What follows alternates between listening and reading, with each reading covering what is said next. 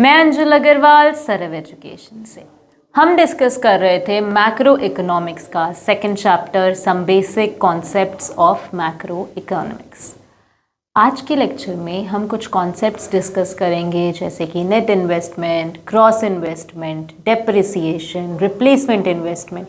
इन सब कॉन्सेप्ट्स को हम समझने की कोशिश करेंगे। तो स्टार्ट करते हैं डेप्रिसिएशन से। बहुत ही सिंपल शब्दों में अगर मैं आपको समझाऊं कि डेप्रिसिएशन क्या होता है तो हम कहेंगे कि जो हमारे एसेट्स होते हैं इनकी जो वैल्यू में गिरावट आती है, फॉल आता है, उसे हम कहते हैं डेप्रिसिएशन। अब आप कहोगे यार कुछ समझे नहीं। देखो क्या होता है, हमने क्या बात की थी कि हमारी इकोनॉमी में गुड्स का कैपिटल स्टॉक होता है ना। अब इस स्टॉक में मशीनरीज हैं, प्लांट हैं, हम बहुत सारी चीज़ें यूज़ कर रहे हैं प्रोडक्शन के प्रोसेस में। अब ये जो मशीनरी का परफॉर्मेंस है जैसा ये आज है, क्या आज से 10 साल बाद भी ये बिल्कुल वैसा ही परफॉर्मेंस देने वाली है? क्या जो मशीनरी की आज वैल्यू है 10 साल बाद भी उतनी ही वैल्यू होने वाली है? जब हम ये सवाल पूछते तो हमारा एक जवाब आता है नहीं, नो। इस नो का रीजन क्या है? डेप्रिसिएशन। तो डेप्रिसिएशन बेसिकली कर क्या रहा है कि जो भी आपका एसेट है इसकी वैल्यू में गिरावट ला रहा है। जैसे कि फॉर एग्जांपल आप ये फ़ोन्स यूज़ कर रहे हो, लैपटॉप्स यूज़ कर रहे हो वीडियो देखने के लिए। आपने जो अमाउंट पे करके ये प्रोडक्ट्स खरीदे थे, क्या आज भी अगर आप इन्हें मार्केट में सेल करने जाओ आपको उतना ही अमाउंट मिलने वाला है? नहीं। क्या रीज़न है इस बात का?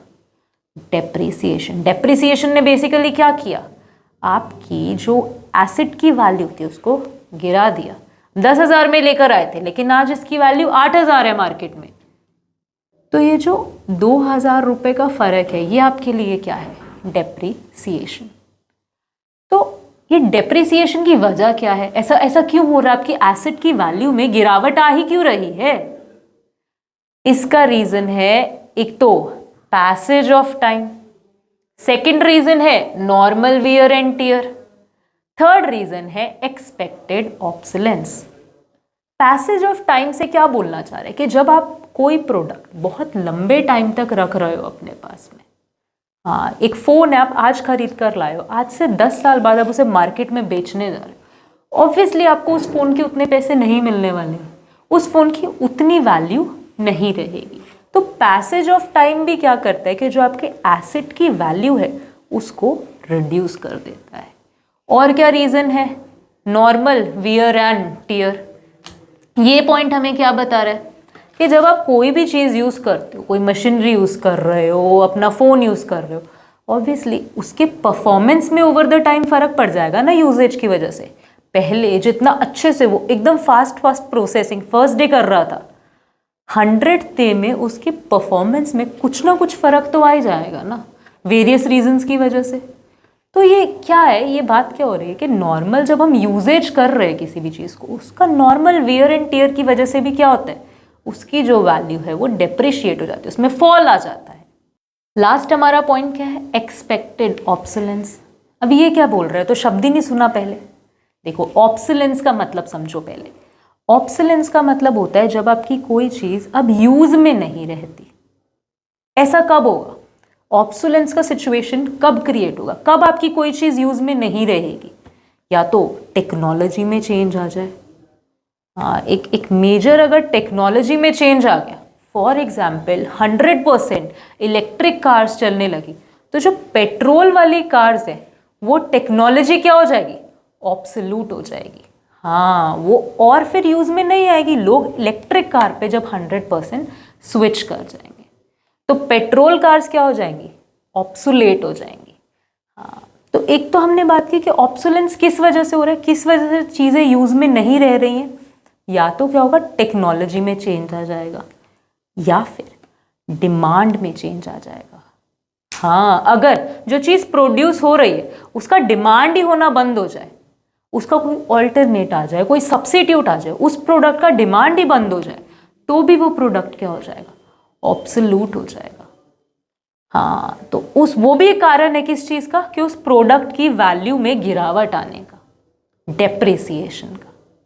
तो डेप्रिसिएशन को हम इकोनॉमी के पॉइंट ऑफ व्यू से कैसे समझते हैं? हमने बात की थी हमारी इकोनॉमी में कैपिटल स्टॉक है, गुड्स प्रोड्यूस हो रही हैं बहुत सारी, है ना। अब ये जो कैपिटल स्टॉक है जो बन चुका है, एग्जिस्टिंग कैपिटल स्टॉक है, अब क्या होगा, हमने क्या समझा कि जो फिक्स्ड एसेट्स है हम इन्हें जैसे जैसे यूज़ करते जाएंगे इनकी वैल्यू में क्या आएगी, गिरावट आएगी। हम इनकी वैल्यू को क्या कर देंगे, डेप्रिशिएट कर देंगे। तो इसीलिए हमें डेप्रिसिएशन क्यों पढ़ना है कि जब हम पूरे गुड्स की बात करेंगे तब हम अमाउंट ना गलत समझ लें।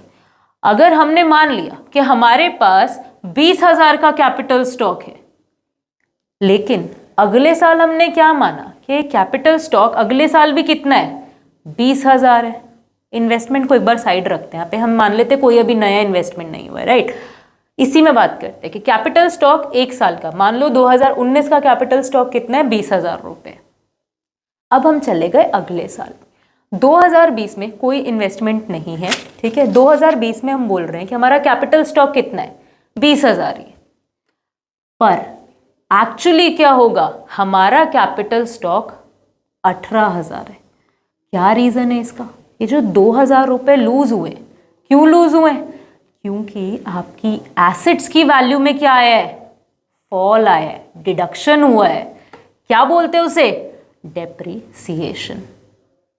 तो आप बेसिकली बात समझ रहे हो कि हमारी इकोनॉमी को नए इन्वेस्टमेंट के साथ साथ ये जो एग्जिस्टिंग स्टॉक है इस पे भी इन्वेस्टमेंट करना पड़ता है, ताकि ये जो 20,000 का कैपिटल स्टॉक है ये अगले साल जब 18 का हुआ हमें यहाँ पे फिर से 2,000 रुपये डालने पड़ेंगे, ताकि ये क्या हो, जो हमारा कैपिटल स्टॉक है एग्जिस्टिंग ये उतना ही अमाउंट कर रहे हैं।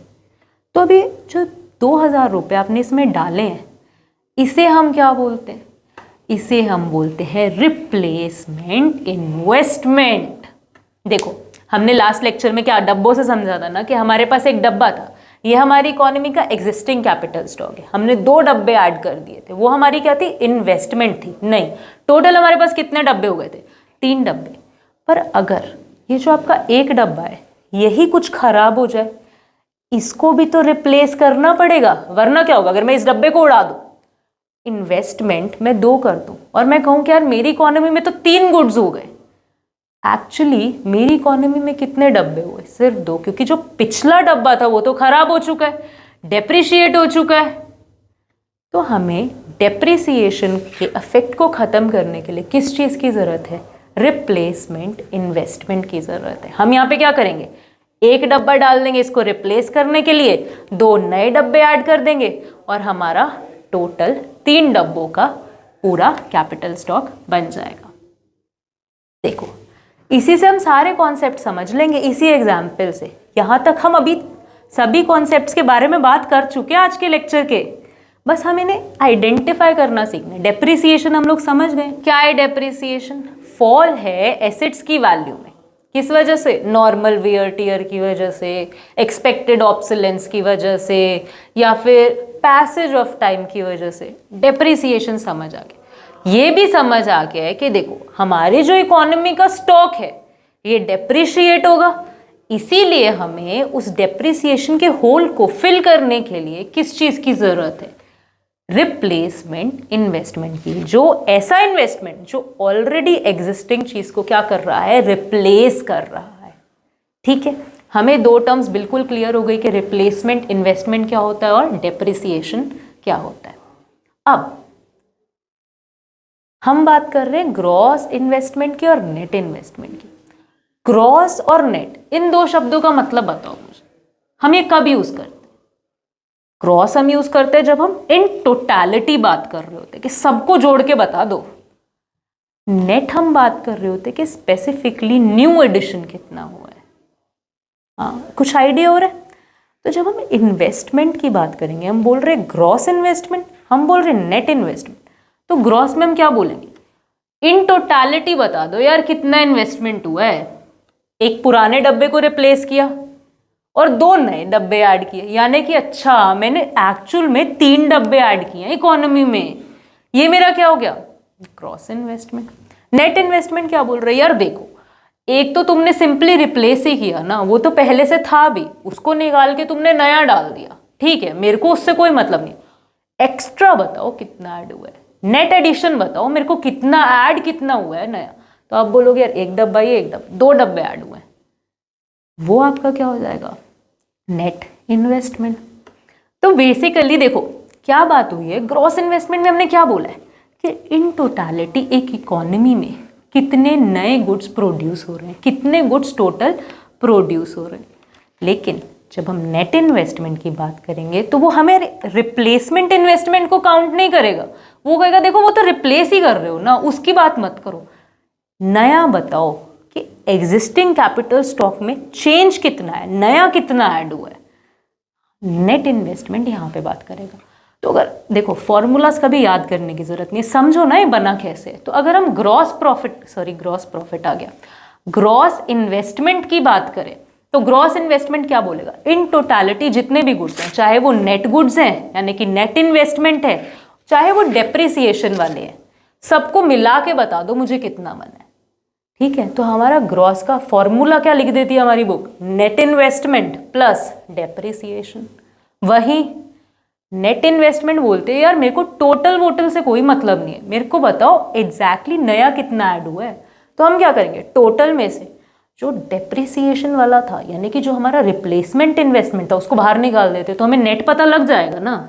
टोटल हमारे कितने ऐड हुए थे डब्बे, 3, एक इसमें से रिप्लेस करने के लिए यूज किया गया था, तो नेट एडिशन कितना हुआ, 2। तो इसका फॉर्मूला क्या लिख देंगे, net investment is equals to gross investment minus depreciation. समझ ही आ गया बिल्कुल। हाँ अच्छा देखो, अगर हम बात करें कि नेट इन्वेस्टमेंट निकालने की जरूरत क्या है, टोटल हमें पता लग ही गया ना, नेट इन्वेस्टमेंट क्यों निकालना है। नेट इन्वेस्टमेंट आपको बताएगा कि आपकी इकोनॉमी में नए कितने गुड्स ऐड हुए। कैपिटल स्टॉक एग्जिस्टिंग जो भी था वो ऑलरेडी आपके पास है, लेकिन जो नया ऐड हुआ है वही आपको बताएगा ना कि आपकी प्रोडक्शन कितनी बढ़ी है। पहले भाई 7 थी, अब बढ़कर 9 हो गई, 10 हो गई, तो ये जो डिफरेंस है ये आपको कौन बताएगा, ग्रॉस तो आपके इन टोटालिटी बात करेगा कि यार इतने हुए हैं टोटल प्रोड्यूस, लेकिन नेट आपको बताएगा कि एक्चुअल में एडिशन कितना हुआ है इकोनॉमी के अंदर। तो यही इंपॉर्टेंस है, हम कह देते हैं नेट इन्वेस्टमेंट का। अगर आपसे कोई पूछ ले कि भाई सिग्निफिकेंस बताओ, जरूरत ही क्या है नेट इन्वेस्टमेंट निकालने की, तो क्या बताओगे कि ये हमें बताएगा कि एक्चुअली एडिशन कितना हुआ है, जीडीपी ग्रोथ कितना हुआ है एक्चुअल में। ये हमें किससे पता चलेगा, नेट इन्वेस्टमेंट से। समझ आ गया नेट इन्वेस्टमेंट क्या होता है और ग्रॉस इन्वेस्टमेंट क्या होता है, डेप्रिसिएशन क्या होता है, डेप्रिसिएशन के अंदर हमने जो पढ़ा रिप्लेसमेंट इन्वेस्टमेंट क्या होता है, सब समझ आ गया। क्या हमने डेप्रिसिएशन का डेफिनेशन पढ़ा था, एक बार फिर से देखें। Depreciation is the fall in value of asset due to normal wear and tear, passage of time और एक्सपेक्टेड ऑब्सोलेंस। एक छोटा सा टॉपिक हम छोड़ा है पीछे, क्या ये जो हमने एक्सपेक्टेड ऑब्सोलेंस शब्द पढ़ा, हमने इसका मतलब तो समझ लिया। अगर ये एक्सपेक्टेड है तो क्या कुछ अनएक्सपेक्टेड भी होता है। हमने कुछ चीज़ें तो एक्सपेक्ट कर ली कि देखो टेक्नोलॉजी में चेंज आ जाता है, डिमांड में चेंज आ जाता है, इसीलिए क्या होता है जो चीज़ होती है, जो हमारा एसेट होता है वो यूज में नहीं रहता। ये तो हमने एक्सपेक्ट कर लिया। कुछ अनएक्सपेक्टेड भी होता है क्या ऐसा? क्या हमारी इकोनॉमी में ऐसा कोई अनएक्सपेक्टेड सिचुएशन भी होता है क्या जब हमारी कोई चीज़ है वो यूज़ में नहीं रहती? हाँ बिल्कुल होता है। क्या बोलते हैं उसे? Unexpected obsolescence. क्या वजह है इसकी? ऐसा क्यों हो रहा है यार? हमने एक्सपेक्ट ही नहीं किया, ऐसा क्या हो रहा है? अरे यार देखो, अगर अर्थक्वेक आ गया, आपके पास जो एसेट्स है वो यूज़ में ही नहीं रहे, ख़त्म हो गए, फ्लड आ गया, तो जो ऐसी नेचुरल कलामिटीज़ है इससे क्या होगा? इससे भी आपके जो एसेट्स है वो यूज़ में नहीं रहेंगे, ऑब्सोल्यूट हो जाएंगे। उसे हम किस कैटेगरी में रखेंगे? Unexpected obsolescence. तो बेसिकली अनएक्सपेक्टेड ऑब्सोलेंस के रीजंस क्या है? Natural calamities. इससे होगा क्या? इससे आपके बिजनेस को कैपिटल लॉस होगा। आपने जो बिजनेस में कैपिटल इन्वेस्ट की हुई थी वो आप लूज कर दोगे। लेकिन जो आपका एक्सपेक्टेड ऑब्सोलेंस है, इससे क्या होगा? कैपिटल लॉस नहीं होगा। ये तो क्या है, आप कंजम्पशन में यूज कर रहे हो ना। आपने एक मशीनरी पे 10,000 रुपए डाले, आपको पता है कि यार ये 10 साल चलने वाली है। आपने क्या किया? हर साल आप उसको 1,000 रुपए से डेप्रिशिएट कर देते हो कि यार मैंने 1,000 रुपए कंज्यूम कर लिए, 10 साल बाद उसकी वैल्यू 0 हो जाएगी। आप उतना ही उससे एक्सपेक्ट कर रहे हो कि अरे 10 साल चलेगी, 10 साल बाद इसकी वैल्यू जीरो हो जाएगी, है ना। तो ये चीज तो सब आपकी एक्सपेक्टेड, आपने प्लान कर लिया ऐसे ऐसे, लेकिन इसके लिए आप क्या कर रहे हो, जो आपका एक्सपेक्टेड है इसके लिए क्या कर रहे हो, प्लान कर लिया है। तो मतलब आप क्या कर रहे हो, आप ये जो 1000 रुपए हर बार क्या कर रहे हो, निकाल रहे हो साइड पे अपना डेप्रिसिएशन के लिए, रिप्लेसमेंट इन्वेस्टमेंट बिल्ड कर रहे हो। हाँ, लेकिन जो अनएक्सपेक्टेडली लॉस हो गया उसके लिए आप क्या कर सकते हो, कुछ नहीं कर सकते। उसके लिए आप थोड़ी कोई फंड्स निकाल रहे हो, क्योंकि वो तो आपने एक्सपेक्ट ही नहीं किया आपके बिजनेस में हो जाएगा। तो बेसिकली मैं सिंपल शब्दों में अगर हम इसके डिफरेंस के पॉइंट के हिसाब से डिस्कस करें तो एक्सपेक्टेड ऑब्सोलेंस क्या है कि जब आपकी टेक्नोलॉजी में कोई चेंज आ गया है या फिर आपकी डिमांड में कोई चेंज आ गया। अनएक्सपेक्टेड ऑब्सोलेंस क्या है, जब आप कह रहे हो कोई नेचुरल कैलामिटी आ गई एंड लॉस हो गया। एक्सपेक्टेड ऑब्सोलेंस की वजह से क्या हो रहा है, आप कंजम्पशन कर रहे हो बस अपने गुड्स का over the period of time. Unexpected obsolescence की वजह से क्या हो रहा है, आपको कैपिटल लॉस बियर करना पड़ रहा है। एकदम से हो गया, अब आपको नहीं पता आप क्या करने वाले हो, कैपिटल लॉस बियर करना पड़ेगा आपको। एक्सपेक्टेड ऑब्सोलेंस को बियर करने के लिए, जो आउटडेट होने वाली आपकी चीज़, इसको बियर करने के लिए आप अपने बिजनेस में एक फंड बना रहे हो जिसको हमने क्या नाम दिया है, रिप्लेसमेंट इन्वेस्टमेंट, या हम इसे डेप्रिसिएशन रिजर्व फंड भी बोल देते हैं। क्यों, हमने पढ़ा है ना कि आपका जो डब्बा था ये खराब होने वाला था या खराब हो रहा था over the period of time, इसको आप क्या कर रहे थे, रिप्लेस कर रहे थे। किससे, रिप्लेसमेंट इन्वेस्टमेंट से। तो ये जो आपका एक्सपेक्टेड ऑब्सोलेंस है, ये जो डेप्रिसिएशन की वजह है, एक्सपेक्टेड ऑब्सोलेंस, इसको बियर करने के लिए, इससे डील करने के लिए, कोप करने के लिए आप क्या कर रहे हो, आप निकाल रहे हो डेप्रिसिएशन रिजर्व फंड या फिर रिप्लेसमेंट इन्वेस्टमेंट से आप इससे क्या करोगे, एक्सपेक्टेड ऑब्सोलेंस को डील कर लोगे, बियर कर लोगे। लेकिन जो आपका अनएक्सपेक्टेड लॉस हो गया उसको बियर करने के लिए आपके पास कुछ नहीं है, आपके पास लेकिन कुछ टूल्स है। जैसे कि आप इंश्योरेंस अगर है आपके पास, अपने फिक्स्ड एसेट्स का, अपने मशीनरी का, अपनी बिल्डिंग का, आपने क्या लिया हुआ है, इंश्योरेंस लिया हुआ है। तो एक वो तरीका है जिससे आपके लॉसेस क्या हो सकते हैं, बियर हो सकते हैं, कोप हो सकते हैं। और हमारे पास बिजनेस में इसका कोई तरीका नहीं है। तो बेसिकली हमें यहाँ से और 2 पॉइंट्स मिल रहे हैं क्या, कि एक तो गुड्स का कंजम्पशन हो रहा है और एक गुड्स में क्या हो रहा है, कैपिटल लॉस हो रहा है।